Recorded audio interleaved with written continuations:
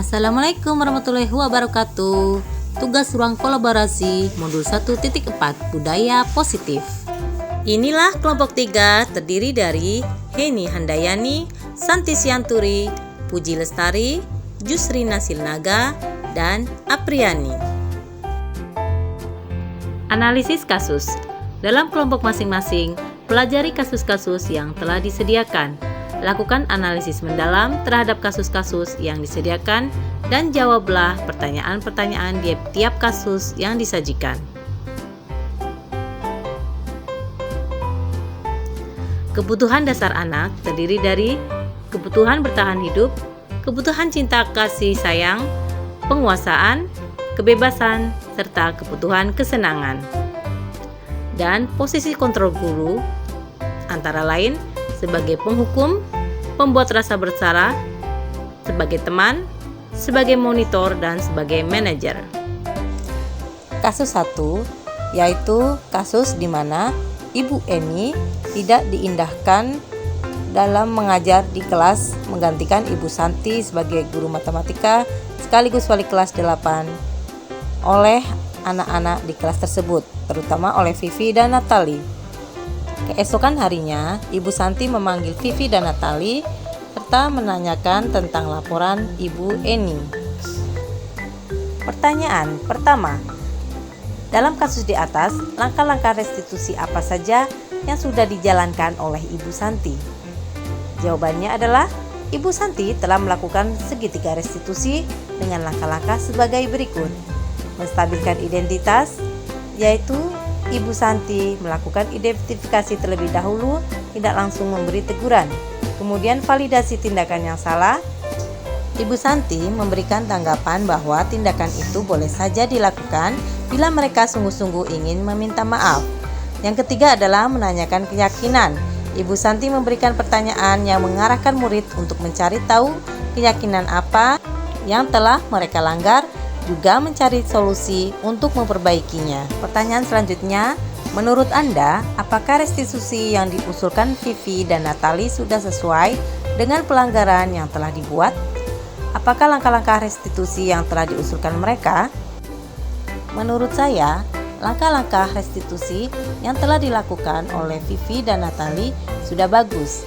Mereka membuat diskusi untuk mencari tahu bagaimana penerapan keyakinan kelas, juga mengirim email kepada Ibu Eni bahwa mereka mengakui kesalahannya dan bersedia memperbaikinya dengan mengundang Ibu Eni untuk mengajar kembali di lain kesempatan.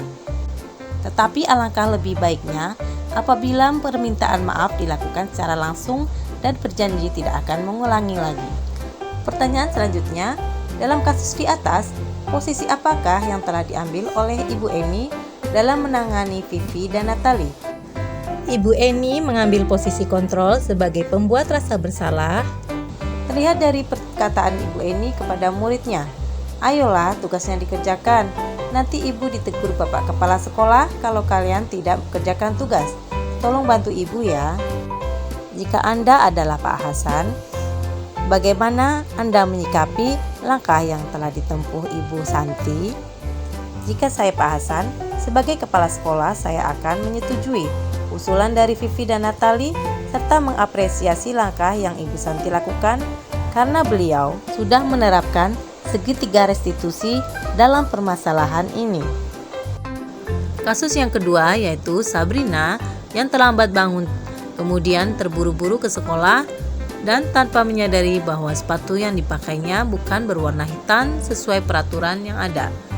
Dan Bapak Lukman tetap bersikeras bahwa Sabrina harus mengikuti aturan yang berlaku.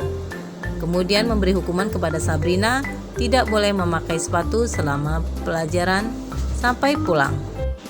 Pertanyaan yang pertama, dalam kasus di atas, sikap posisi apakah yang diambil oleh Bapak Lukman? Jelaskan apakah indikatornya. Dalam kasus Sabrina dan Pak Lukman tersebut, sikap posisi yang diambil oleh Bapak Lukman adalah hukuman. Indikatornya adalah yang diberikan Bapak Lukman adalah sanksi atau bersifat satu arah. Bila Bapak Lukman mengambil posisi seorang manajer, pertanyaan-pertanyaan yang akan diajukan kepada Sabrina yaitu, apa yang kamu yakini tentang peraturan memakai sepatu hitam? Apa kamu meyakini peraturan tersebut? Jika kamu meyakininya, apa kamu bersedia memperbaikinya? Apa rencana kamu untuk memperbaiki hal tersebut? Kira-kira, bila Anda adalah kepala sekolah di sekolah tersebut, nilai kebajikan apa yang ingin dituju oleh peraturan harus memakai sepatu berwarna hitam?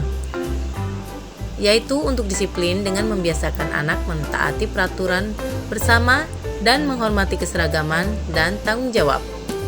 Bagaimana Anda menyikapi langkah yang diambil Pak Lukman mengenai kasus tersebut? Yaitu dengan melakukan coaching dengan Pak Lukman bahwa ada 5 posisi kontrol kita sebagai guru yang harus diketahui, bukan hanya hukum, dan kita bisa mengambil posisi mana yang terbaik kita terapkan kepada murid.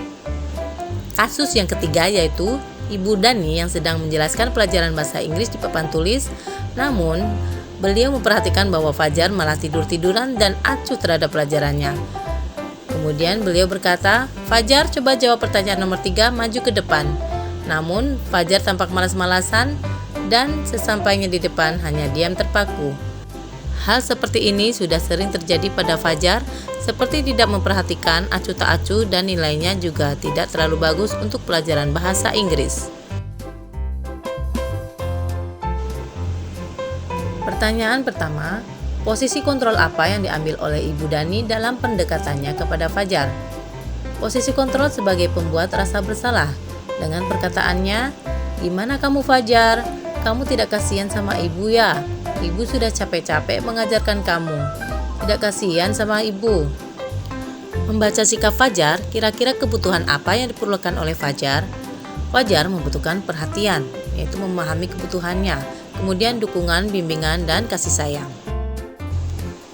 Pertanyaan selanjutnya, bila mana Ibu Dani mengambil posisi pemantau, apa akan dilakukan atau dikatakan olehnya? Pertanyaan-pertanyaan seperti apa yang akan diajukan?